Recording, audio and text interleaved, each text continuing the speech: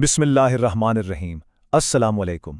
آج ہم جس موضوع پر بات کرنے جا رہے ہیں وہ علامہ غلام احمد پرویز صاحب کی کتاب اسلام ایک چیلنج مذہب کو سے لیا گیا ہے۔ یہ کتاب کے 12ویں باب یعنی قرآنی معاشیات کا پہلا موضوع ہے، جس کا عنوان ہے نظام ربوبیت، اس کی نوعیت اور مقصد۔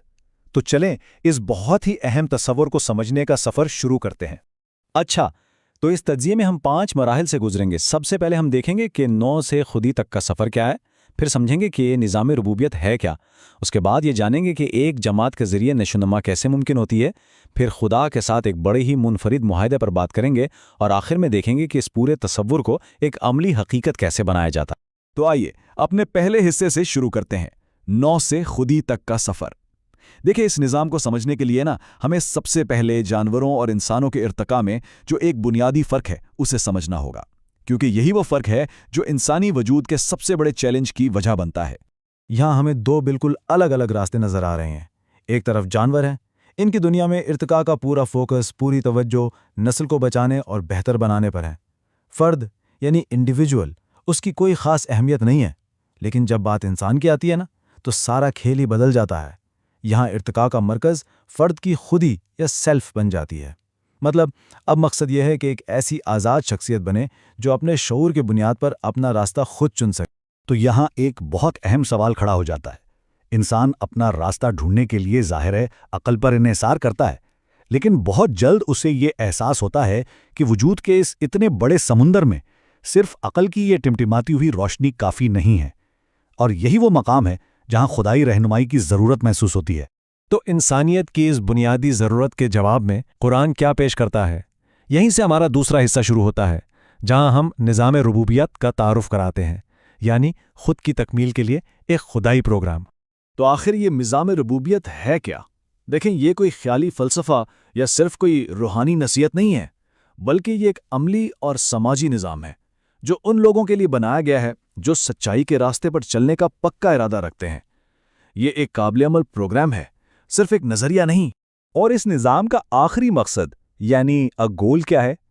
قرآنی اصطلاح میں اس مقصد کو جنت کہا گیا ہے۔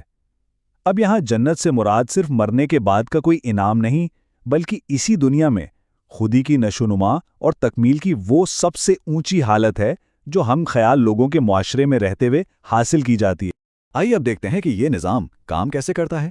اس کا بنیادی اصول یہ ہے کہ انفرادی صلاحیتوں کو صحیح معنوں میں نکھارا تبھی جا سکتا ہے جب ایک خاص قسم کا سماجی ماحول میسر ہو۔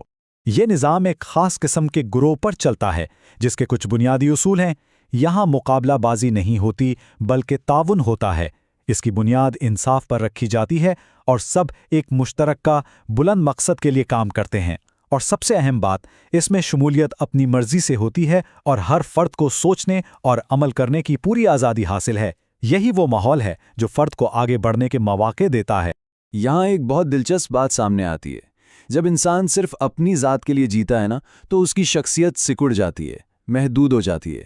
لیکن جب وہ اپنی صلاحیتوں کو انسانیت کی خدمت کے لیے لگاتا ہے تو اس کی اپنی شخصیت پھیلتی ہے اور نشو نما پاتی ہے۔ گویا خودی کی تکمیل کا راستہ دوسروں کی خدمت سے ہو کر ہی گزرتا ہے۔ اچھا، اس پروگرام کو عملی شکل دینے کے لیے ایک انتظامی ڈھانچے کی بھی ضرورت پڑتی ہے۔ اسے خلافت یا ریاست کہتے ہیں۔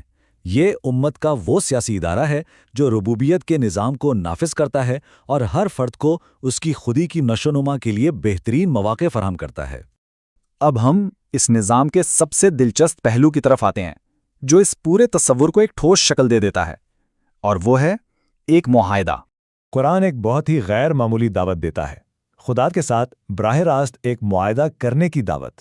جی ہاں، یہ ایک ایسا سودا ہے جس کی شرائط بہت واضح ہیں۔ اور قرآن اس دعوت کو سورۃ التوبہ کی آیت 111 میں ایک معاہدے کی شکل میں پیش کرتا ہے۔ ان اللہ اشتری من المؤمنین انفسہم واموالہم بان لہم الجنہ۔ ترجمہ کچھ یوں ہے کہ بے شک اللہ نے مومنوں سے ان کی جانیں اور ان کے مال جنت کے بدلے میں خرید لیے ہیں۔ یہی وہ خدائی معاہدہ ہے جو اس پورے نظام کی بنیاد بنتا ہے۔ اس معاہدے کے 4 بالکل واضح اجزاء ہیں۔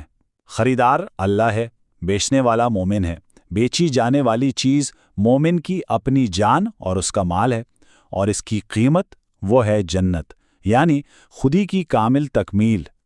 چلیں اب اپنے آخری حصے کی طرف بڑھتے ہیں کہ بھئی اس تصور کو حقیقت کیسے بنایا جائے، کیونکہ اس معاہدے میں بظاہر ایک منطقی مسئلہ نظر آتا ہے جسے حل کرنا بہت ضروری ہے۔ سوال یہ پیدا ہوتا ہے کہ یہ معاہدہ عملی طور پر ممکن کیسے ہے؟ دیکھیں، بیچنے والا اور بیچا جانے والا سامان تو ٹھوس حقیقت ہیں، لیکن خریدار یعنی خدا اور قیمت یعنی جنت، یہ دونوں تو غیر مادی ہیں۔ تو اس مسئلے کا حل خود قرآن کے مقصد میں ہی چھپا ہوا ہے۔ قرآن کا کام یہی ہے کہ وہ خدا اور جنت جیسے تصورات کو صرف خیالی یا غیر مادی نہ رہنے دے، بلکہ انہیں انسان کے زندہ روزمرہ کے تجربے کا حصہ بنا دے۔ اس طرح یہ غیر محسوس حقیقتیں انسان کے لیے اس کی اپنی زندگی سے بھی زیادہ حقیقی بن جاتی ہیں۔ تو خلاصہ یہ نکلا کہ یہ جو نظام ربوبیت ہے، یہ کوئی صرف مان لینے والا عقیدہ نہیں ہے، نہیں، بلکہ یہ انسانی خودی کے ارتقاء کے لیے ایک عملی قابل عمل فریم ورک ہے، ایک ایسا راستہ جو فرد کو معاشرے کے اندر رہتے ہوئے اپنی ذات کی تکمیل تک لے جاتا ہے۔